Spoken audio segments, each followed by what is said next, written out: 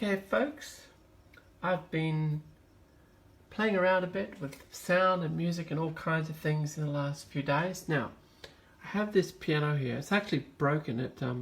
I've had to use an external power supply and a couple of keys on the keyboard don't work. We had a major rain event and this ceiling here collapsed and destroyed a computer. And I thought completely destroyed this keyboard, but it's actually usable with some modifications. I'm just waiting for the insurance company to do something about it. Anyway, I've had this piano for about a year and I've never really done anything with it apart from play around for a few minutes. So now in social isolation, I decided I'm going to dedicate my time, amongst other things, to learning to play the piano. Now, to fill you in, I learned to play cornet at age 6. So here's my cornet. And I learned to play guitar at about 16, I think. Well, I probably started at about 13, but probably by the time I was 17 and in college, I was able to play fairly decently. But I never learned actually the way that the musical notation relates to your fingers on the fretboard. Now, Kerry Ryan can probably relate to that. But so I could read music, but I couldn't read it and play it on the guitar. Because I could sight read music at sort of 9. I could read really complex pieces of music by just glancing at the structure without really reading it note for note.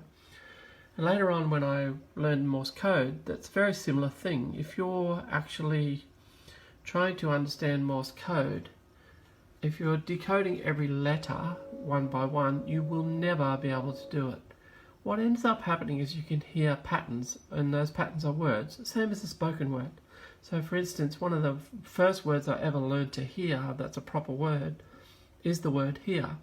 And it sounds like a little drummer boy. It sounds like dit-dit-dit-dit-dit-dit. So it's really unmistakable. And sight reading music is similar. You notice the structure and you read ahead and you kind of catch up with the notation. You know what key it is. So very occasionally you'll make a mistake, but typically you can read fairly well. And I was able to do that at kind of 9 years of age, because when you're young you can learn anything, right? Anyway, when I picked up guitar, I just wanted to have fun, so I never really learned how to relate the musical notation to the neck. Now, I can do it, I just can't do it fast enough to play a piece of music. So, you know, I can reach for the guitar, and if you show me all the notes that are G on a guitar, it'd probably take me 3 minutes to show you them all, but I could show you them all. So now the thing about piano is it's really quite obvious, because the white and black keys, you've got, you know, a tone between the white keys where there's a black key between them. So, you know, scales which go tone, tone, semitone, tone, tone, tone, semitone. On the keyboard, they're a piece of cake. So I spent yesterday learning all of the major keys. Now I know the minor keys, but I haven't bothered learning them yet. And on the piano it's really simple. So I can play all of the scales in all of the major keys on my first day of playing piano. So that's one of the advantages of understanding the structure of the music. You know, tone, tone, semitone, tone, tone, tone, semitone. It's pretty easy.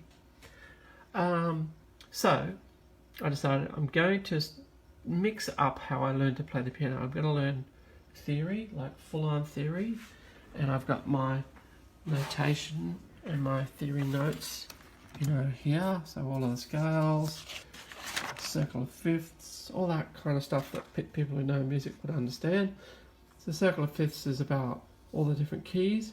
So you start at C, put F at the bottom, and you go around in fifths. And the key of G has 1 sharp, it's F sharp. Key of D has 2 sharps, F and C. Key of A has 3 sharps, F, C and G, and so on around the circle. Now I knew all that when I was 6 years old, but I kind of not forgot it, but don't use it because I don't need it. So I started learning that, but I also said, well, the way I learned guitar was to have fun. So I'm going to have some fun. And one of my favourite fictional problem-solving persons is House, Dr. House. And Jussie and I used to love watching it, so I decided I'd learn to play that really kind of emotive theme. Now, so I started doing that about lunchtime today. And I struggled a bit, but I'm concentrating at the moment on the main riff. So here it is. Here is the main riff from House, played by me and recorded on an audio file, because I can't record while I play piano. But you'll be able to tell straight away. It's really quite mechanical, so you can tell it's a beginner playing. But anyway, let's kick it off.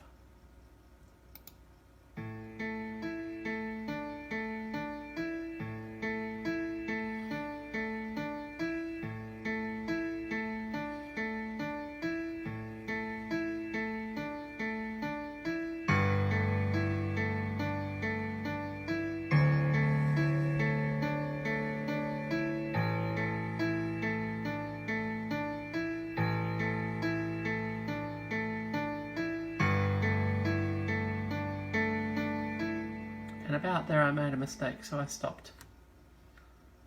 So there you go. Day 2 of the piano.